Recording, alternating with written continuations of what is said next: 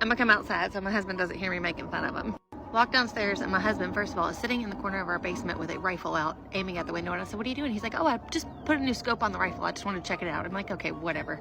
Then he proceeds to tell me that this rifle is new. And I'm like, oh, you just bought a new rifle? Oh, really? Why? He's like, well, this is my home defense rifle. He's like, I'm going to turn my other rifle into my coyote hunting rifle. And I'm like, well, you can't use the same rifle for both. And he was like, no, like I'm fucking stupid or something. So then he's like, you know, isn't this super cool? And I'm like, oh yeah, so cool. I don't give a shit. Just protect the family, bro. Whatever you got to do. And then he's like, I'm going to put a flashlight on the end of it so I can see if something ever happens in the dark. And I'm like, you're going to put a flashlight on the end of the rifle? And he said, yeah. And I was like, okay. I was like, why don't you just put your headlamp on? And he said, because that'll be too much work. And I'm like, putting your headlamp on would be too much work, but putting a flashlight at the end of the rifle isn't too much work. I'm like, who am I living? Who is my husband? What? Who is my husband? What?